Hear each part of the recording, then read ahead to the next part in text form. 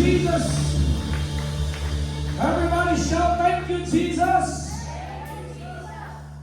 Amen. Napakaparal po natin dahil tayo po ay naririto sa lugar na ito nga. Hindi dahil mayroon tayong relihiyon, hindi dahil mga kapatid mayroon nag-invite sa atin, but it is because God has a purpose.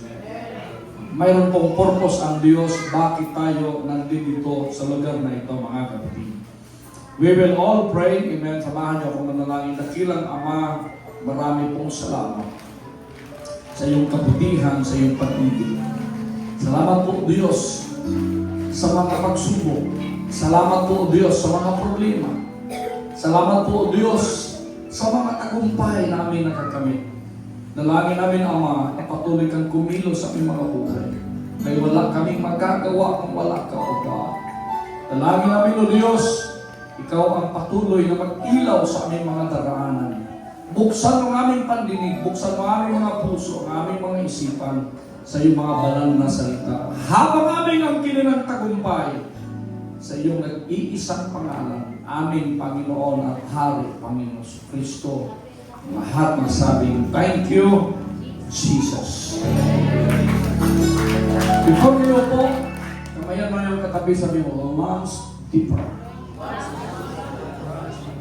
Amen. Praise God. You may now take your seat sa pangalan po ng ating Panginoong Hesus Kristo, mga kapatid. Amen. Praise God. We are talking about this morning about fishing. Amen. At meron akong mga icebreaker po sa inyo. Bakit daw? Handa na kayo? Yung mga makakasagot nito, mayroong premium ngayong 28 ha.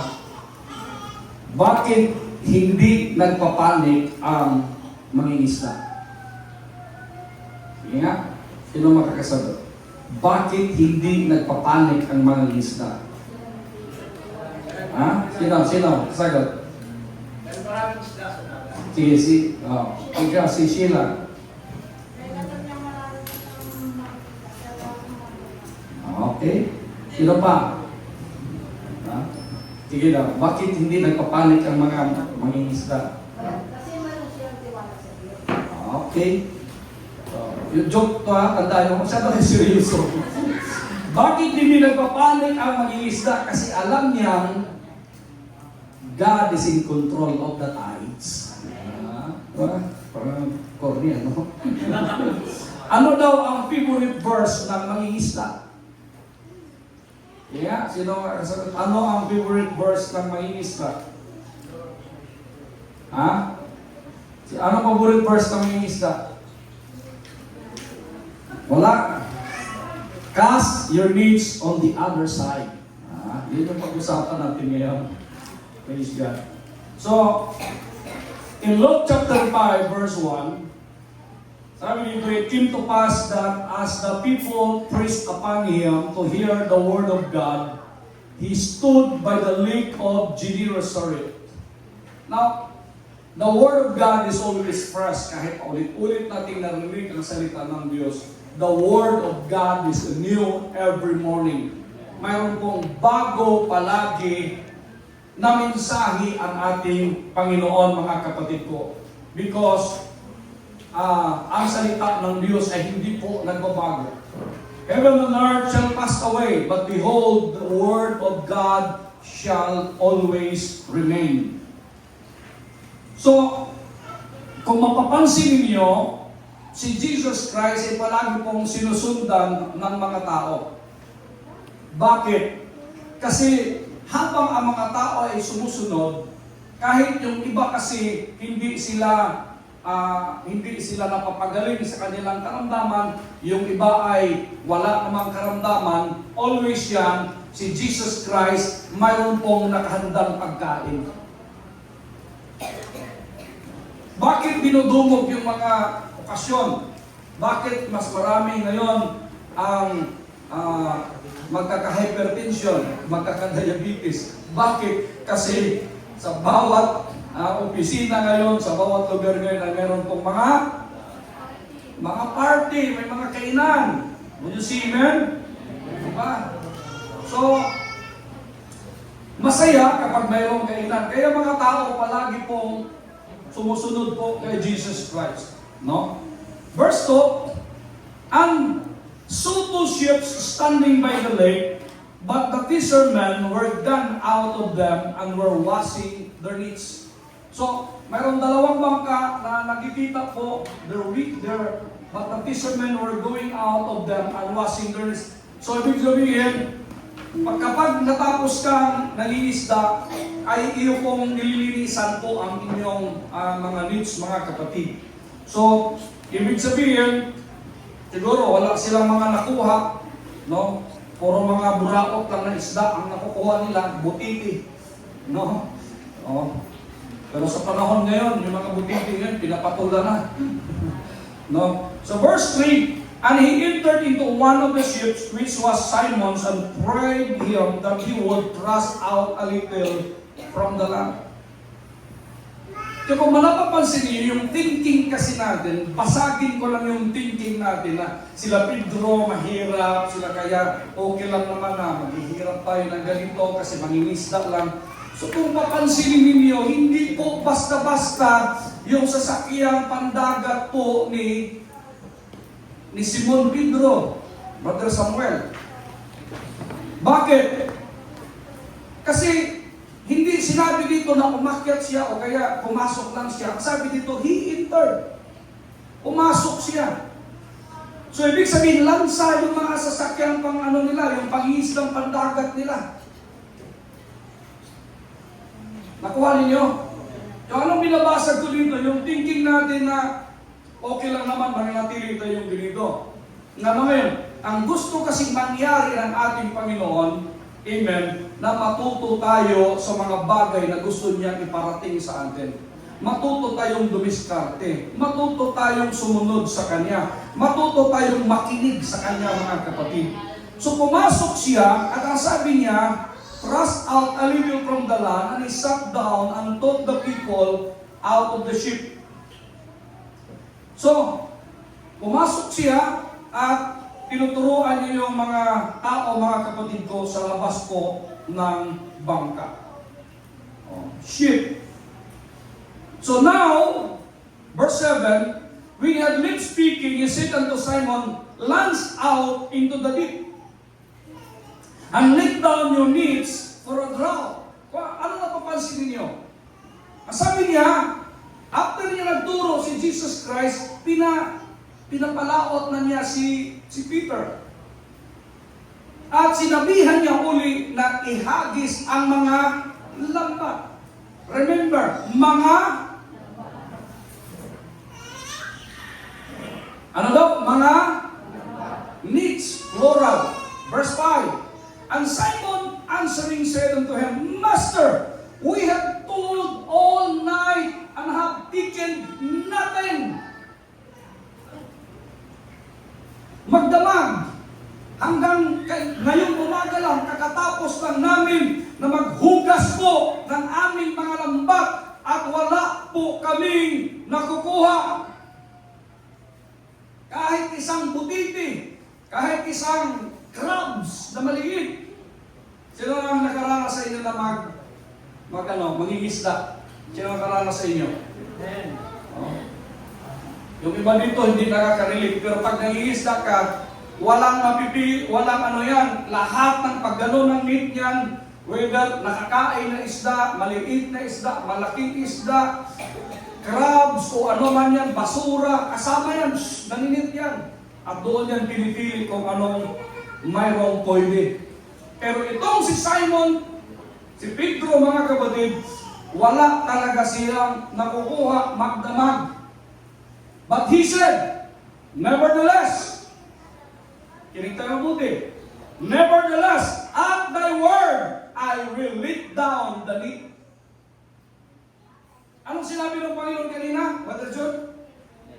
Ihagis ang mga lambat.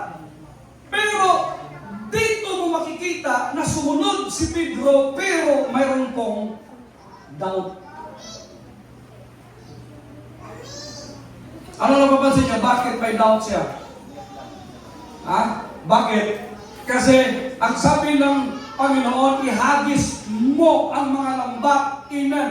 Pero sabi ni Pedro, oo, magdamag kami, nangunguha, wala, naghuhugas na kami ng lambat, wala kahit isang nakukuha. Pero dahil sinasabi mo, dahil ikaw yung master ko, dahil ikaw yung teacher ko, dahil ikaw yung kaibigan ko na nagsasabi niyan, gagawin ko, ihagis ko yung isang lambat na to. May kausap ako. So sometimes, kagaya tayo ng isang bata. May bata na makulit. Kung sino bata dito na makulit, sinabihan ng kanyang mga, huwag kang tatayo-tayo. Diba? Kasi nasa simbahan tayo. Huwag kang tayo, upo, lakad-lakad. Eh, siyempre, bata eh.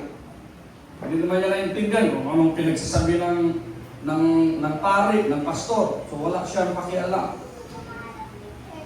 Patayo pa rin siya ng patayo. Upo, tayo, lakad. Pinalot siya ng kanyang mama. Sabi niya, kanina pa kita sinasabihan na umupo ka lang. Ang sabi ng bata, sige, uupo ako, pero yung puso ko nakatayo.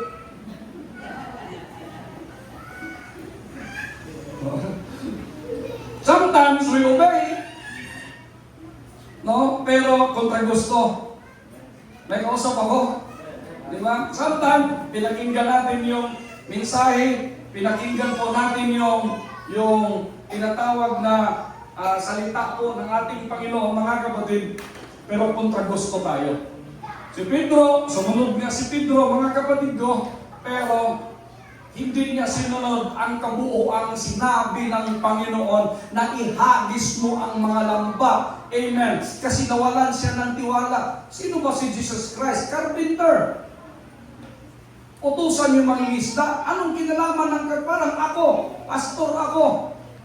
Utusan ko si Brother Sinon. Ganito ang paggawa mo ng makina, Brother Sinon. So anong isipin ni Brother Sinon?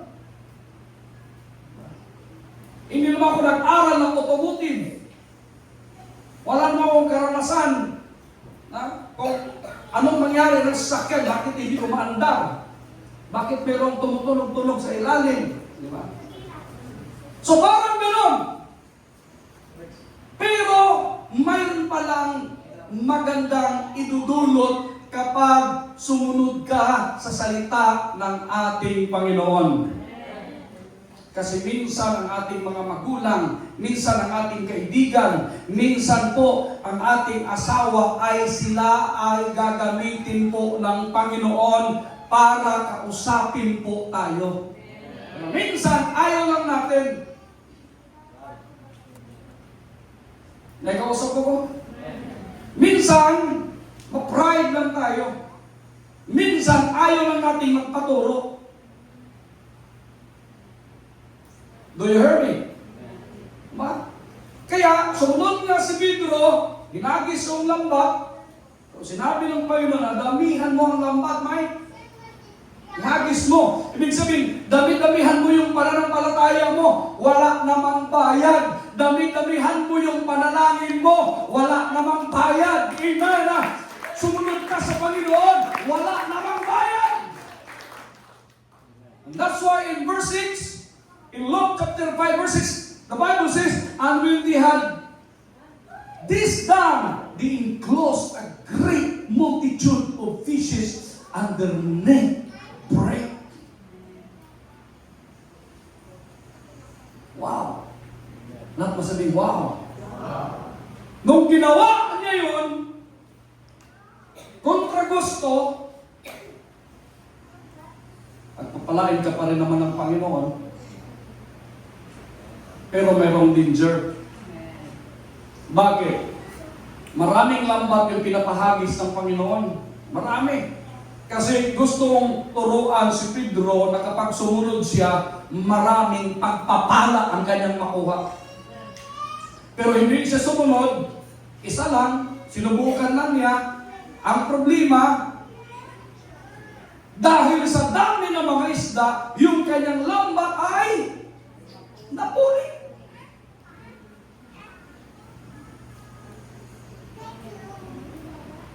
May kausap ako? Bakit? Kasi minsan kontra gusto tayo sumusunod. Kaya anong mangyayari minsan? May sinasabi yung magulang, hindi ka sumusunod. Anong mangyayari sa'yo? Nasa huli ang? Di ba? Gusto mo talaga. Hindi, wala namang magagawa yung magulang mo. Parang ang Panginoon. Kung ang magulang mo nga, walang magagawa na buhay, nandito, nakikita mo. Paano yung Diyos, hindi mo nakikita? May kausap ako. Diba? Kung hindi mo kayang sundin ang magulang mo, hindi mo kayang sundin yung kapartner mo, how much more yung Diyos na hindi mo nakikita? Pero mayroong blessing pala, Brother Efren, kapag sumusunod ka. May blessing. Bakit? Nakita ni Peter, mga kapatid ko, na napakadaming isda yung kanilang nakuha. Nag-break yung kanilang net. Oops! Delikado makaalpas yung mga isda. Di ba? Isda na sana na nagiging basura pa. Parang pera na sana nagiging bato pa. Nag-break. Kaya, anong sinabi dito sa verse 7? And they beacon unto their partners which were in the other ship. Ito na ngayon. Kinig tayo mabuti. Kinig tayo. Kapag pinagpala tayo. Sino mga pinagpala? Amen. Taas ang kamay sa mga pinagpala. Amen. Huwag mo sabihin, wala akong pagpapala. Patay ka bukas. Buhay mo lang, pagpapala na yan. Kalakasan mo lang, nakarating ka dito, pagpapala na yan. Yung pera, napakaliit na bagay na sasabihin natin pagpapala. Kasi kahit isang bahay yung pera mo, tapos may sakit ka, anong silbi ng pera mo? May kausap ako? Di ba? So, ito ang nagiging magandang desisyon kapag pinagpala tayo. Ito, kalamitan dito mga kapatid. Magaling ang mga Pilipino dito. Would you see, man? Magaling, lalo na ngayong Pasko. Paano ginagawa ng mga Pilipino?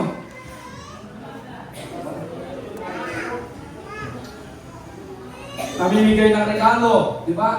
Kahit alam naman natin yung kapitbahay natin, nagluluto din ng spaghetti, nagbibigay natin ng spaghetti. Di ba? Tingnan mo yung spaghetti namin, pinagbibigyan na natin. Palos, pasarap to. Sabi niya, sige, bigyan kita ng spaghetti namin. No? Yung spaghetti namin ay kulay puti. Bulara pa na. So, the people of their partners, which were in the other side, ibig sabihin, hindi kasama sa kanilang bangka. Hindi nila ka-fellowship, Brother Efren. Hindi taga-up. May kausap ko? Nagtawag sila that they should come and help them. Makinig kayo mabuti. Hindi lang sa panahon na walang-wala ka, magpatulong ka, Brother John. Hindi lang sa panahon na parang medyo nandalamig ka, magpapatulong ka. Sa panahon pala na marami kang pagpapala. Sa panahon pala, amen, na abundant yung life mo. Doon ka pala magtatawag ng iba para tulungan ka. Amen. Na-share iyong pagpapala. Will you see them? That we should come and help them, and they came and filled both, the ships. So that deed began to sink. Wow! Hindi napapansin. Kahit na nagtawag na sila, Father Ken. Dalawang bangka na yun, hindi ko nga alam. Wala namang sinabi niya na dalawa. Ships eh. Marjo, hindi ko alam kung 5. Di ba? May kausap ako. Hindi ko alam kung 7 bangka, Brother Mike. Basta't nagtawag sila ng mga bangka para tulungan sila dahil napakaraming isda ang kanilang nakuha. At kahit nagtawag na sila ng iba pang mga bangka na tutulong sa kanila, amen, ang kanilang mga bangka ay parang lulubog na sa dami po ng isda, mga kapatid. Makinig kayong mabuti. Ano ang ibig sabihin na kahit na nag-share ka ng iyong pagpapala, hindi ka nawawala na. Pagkos, mga kapatid, lalo pa dumadami ang iyong pagpapala. Minsan ang iniisip natin kapag nagbigay tayo, nawalan tayo. I told you before that the more we will give, the more we will receive. Sa mga panahon, mga kapatid, na naghihina tayo. Amen. Next slide. Jesus us. Beloved, Jesus meet us not at our strongest, kundi sa pinaka-empty moments ng buhay po natin. Doon po pupunta ang Panginoon. Kasi minsan pag panahon na marami tayo, hindi ba natin naisip ang Panginoon? Minsan ka, kumakain ka dahil ang dami mo ng pera, nakakalimutan mo mag-pray. Nasubo mo na. Patapos ka na, di pala ako nag-pray. Dahil gutom ka na. May kausap ako. Ha? The fishermen work all night, walang huli, pagod na pagod, ubos ang lakas at pag-asa. They were already washing. Ba? Ready to give up. Pero sa mismong sandaling iyon, na pagod at panghinaan ka, Jesus po lands out into the deep. Sa panahon pala na broken ka na. Sa panahon pala na tagilid ka na. Hindi mo na alam kung ano ang gagawin mo. Amen. Empty ka na, Brother Ronel. Doon pala kikilos ang Panginoon. Kasi no choice ka na. Would you see, amen? Ha? Next slide. Pwede sanang makipagtalo si Peter. Pwede niya sabihin, Lord, sinubukan na namin eh. Tama mali. Huwag ka man alam dito kasi you're just a carpenter. I am a fisherman. Pero instead of arguing, he chose obedience over understanding. Kasi may mga bagay sa buhay po natin, mga kapatid, na hindi natin naiintindihan, Brother Samuel. Bakit ko ba nagawa nun? Bakit nagkaganito ako? Bakit? Parang hindi ko naiintindihan yung takbo ng buhay ko. Why? Marami kang tanong. Would you see, amen? Ha? Marami kang tanong. Ang church, pakinggan ninyo ito. Isang act of obedience lang from emptiness. Anong nangyari? Naging overflowing miracle. Why? Kasi sumusunod po, amen, si Pedro sa sinasabi ng ating Panginoon. Pero kung sana, mas maraming needs ang kanyang hinagis. Dito, sige, hagis lang ng hagis. Sunod lang tayo, mga kapatid, kahit na minsan, akala natin, kailan pa kaya ito? Di ba, nakwento ko sa inyo? Kung nag-give up ako noong 2022, Ano na ang magiging buhay ng mga anak ko ngayon?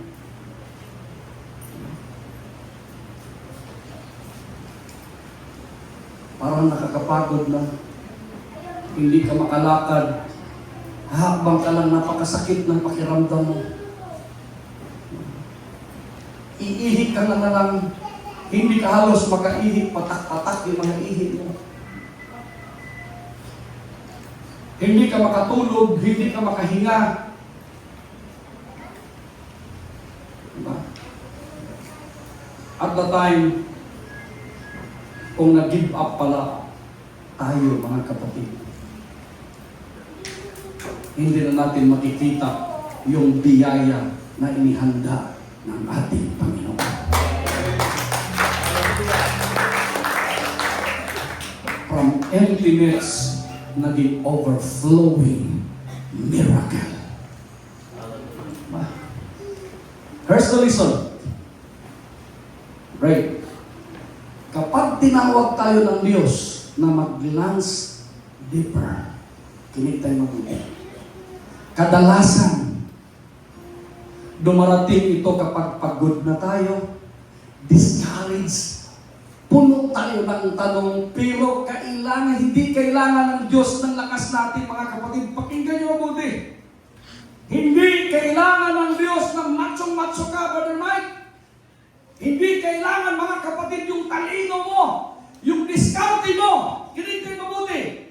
Ang kailangan niya ay ang isurrender natin what human effort cannot do overnight, God can do in a moment.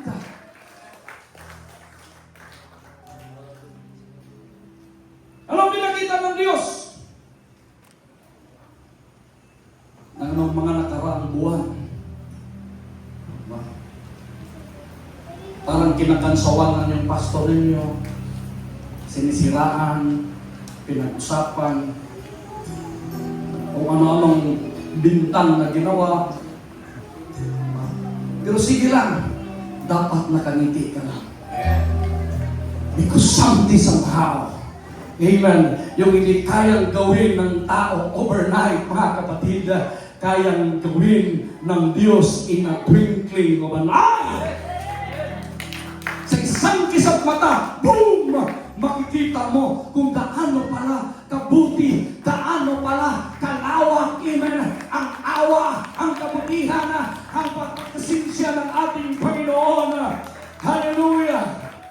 That miracle rain opened Peter's eyes. Nakita niya ang sarili niyang kahinaan at ang kadakilaan ng Diyos. Na-compare po ni Peter. Sana iniisip niya, kung sumunod pala ako, kung marami palang lambat ang kinuha ko. Kasi nandun doon na eh. Punong-puno na eh. Diba? Sana mas marami pa akong matutulungan. Diba? Kasi pinag-isa ng Diyos, yung para sana sa 5 lit, Pastor Willie, nasa 1 lit lang. Bakit? Kasi minsan kontra gusto tayo eh. Minsan marami tayong tanong. May kausap ako. Minsan hindi natin ang nawaan, Brother John. Will you see, amen? Amen? He fell at Jesus' feet. Why? At doon mismo, binigyan siya ng bagong assignment. From now on, you will catch men. Hindi lang pala tungkol sa isda ang blessing. Tungkol din ito sa calling. Bakit may problema tayo minsan? Bakit may pagsubok tayo minsan? Bakit may mga bagay na minsan nagiging pasaway tayo? Para ma-realize natin, mga kapatid, na hindi lang ang paglilingkod, puro blessing yung inaasahan natin. Gusto din ng Panginoon, amen, na ibahagi mo ang iyong experience, ibahagi mo ang iyong nararamdaman dito sa lugar na ito. Sasabihin mo rin sa iba, amen, kung ano ang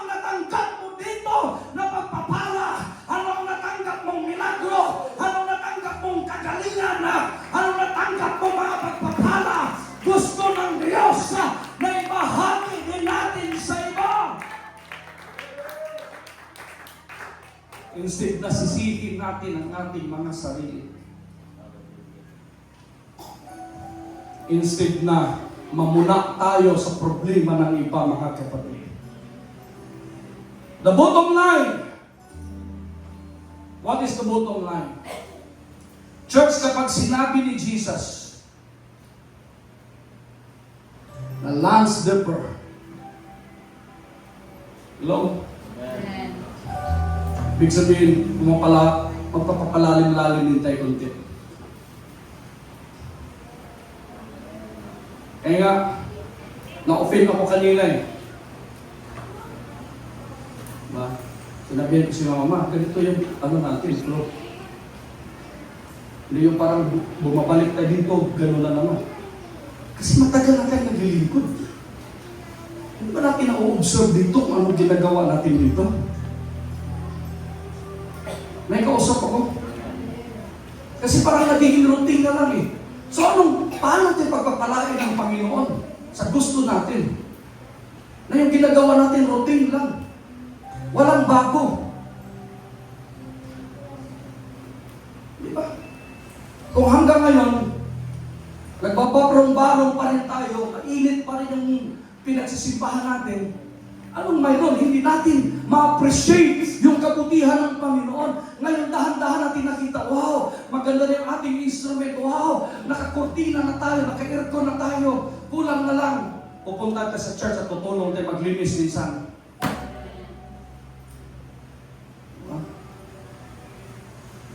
Kulang na lang, dapat mag-practice din pala tayo. May kausap ako. Diba? Ang sabi ko nga kay Mike, di ba nag-aral ka ng ganyan? Mga mixing? Pwede ba nakapag test na tayo, kunting adjustment na lang, para hindi magbabago yung boses natin, tugtog. Dapat pansinin natin gaano kalakas ng ating instrument. Diba? Nakapagpanahon na nandito na tayo, ready na tayo na makikinig. Amen sa salita ng Diyos. Ready na tayo na magpuri sa ating Panginoon, mga kapatid. Wala na tayong extra na ginagawa. Amen. Praise God. Because God is the God of order. Not of chaos. Kasi gusto ng Diyos, mga kapatid, amen, na maayos, amen, ang paglilingkod po natin sa ating Panginoon. Tinawag ka niya, lampas sa comfort zone mo. Lampas sa takot, lampas sa mga excuses mo. Obedience releases blessing. Humility positions your calling, and faith propels you into purpose. Mayroon pong purpose ang Diyos kung bakit ka nandito. Kaya nga binigay ko kayo ng tasking ang makapagdala ng bisita ay kasama po sa hapon. Last Sunday, maraming bisita. Ngayon, isa na lang.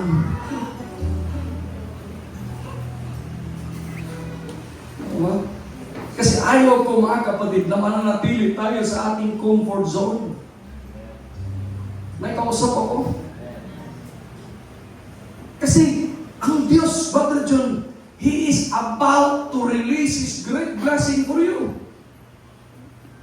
Doon sa mga handa na. Hindi kasi ibibigay ng Diyos ang kanyang blessing kapag hindi ka pa handa.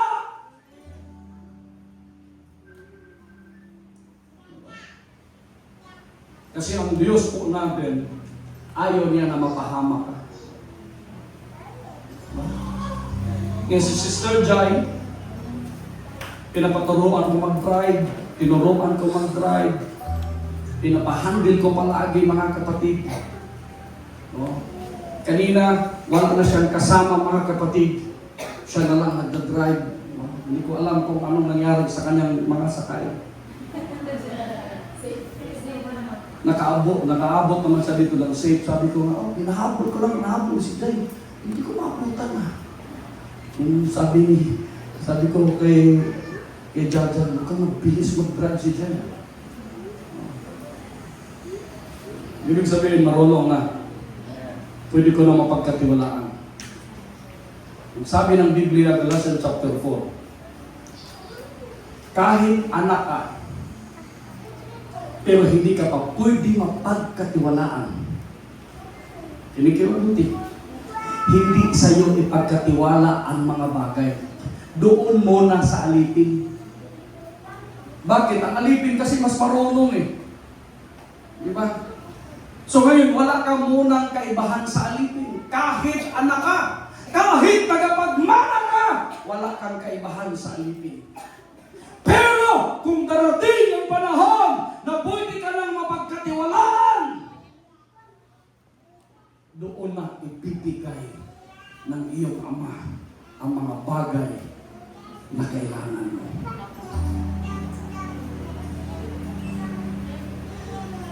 So today, huwag kang mananatili sa shore. Launch deeper and watch God fill what you thought was empty. Hello? Huwag tayong manatili kung anong mayroon tayo ngayon. Huwag tayong susuko, huwag tayong titigil sa pananalangin. Huwag tayong titigil sa pangarap natin magaroon. Diba? From now on, mag-isip ka na mag-practice ka na mag-drive.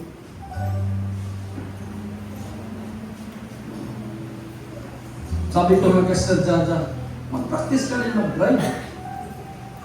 Diba? Kasi nung nakaraan, masakit talaga ang ulo ko. Hindi ka halos makadrive sa Rio Jai. Jai, mag-drive ka. O, dinrive niya yung malaki. Sabi ko sa kanya, oh, tingnan mo, nakarating tayong buhay. Kasi ang Diyos, parang gano'n. Susubukin ka ng Panginoon. Sige nga. Subukin ka yan. Pagpapalain ko to. Kaya titingnan ko kung paano siya mag-share. Hello? Si Peter, pumasa si Pedro. Kasi nung nakita ni Pedro, oh, ang dami nito, masisira to. Mag-deprint tong net natin. Maalpas itong mga isla nito. Patawag tayo, mga kasama. Dali kayo, tulungan nyo kami. Ialalan nyo yung mga net ninyo. Hindi na isip-isip yung net ninyo. Dapat yung malaking net na yung pinakamaraming net na yung inaabis namin eh. Itutuloy. Sobrang dami pa nito. Tulinada pa lang mga tuna ito. Diba? Ang dami pala nito. Unang pagsubok, umasa si Pedro. Bakit? Nung pinagpala siya, nung nakita niya ang daming pagpapala, nagtawag siya. He shared his blessing. Kaya ano nagiging problema natin? Kapag wala pa, magsishare ako. Pero pag dumating na, sasabihin na naman, parang kulang pa to. Tama, mali? Parang kulang pa to, dagdagan mo pa. Diba? Pero tandaan natin, mga kapatid, lagi yan, sinusubukan tayo ng ating Panginoon, mga kapatid. Tinuturuan tayo to launch deeper. Magpapapalalim tayo, amen, sa paglilingkod natin sa Panginoon. Amen, hallelujah. Yan. Alam mo, nakikita na ng Diyos, dahan-dahan ang dinadala ni Brother Samuel ang kanyang buong pamilya, kanyang mga anak.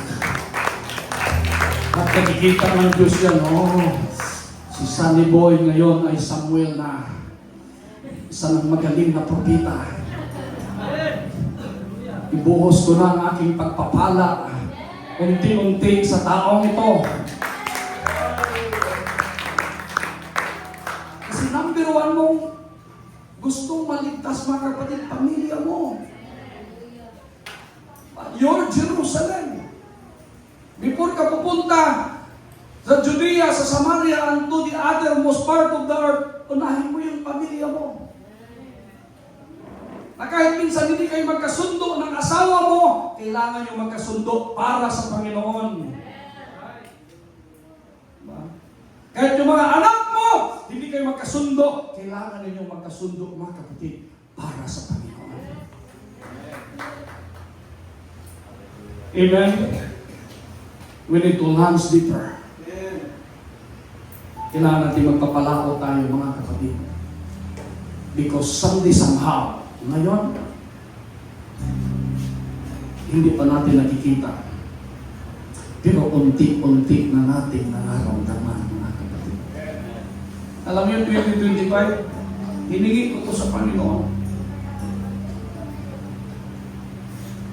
Sabi ko, Ama, sana hindi po lalagpas ng 2025 na yung pinag-pray ko mula po nung high school.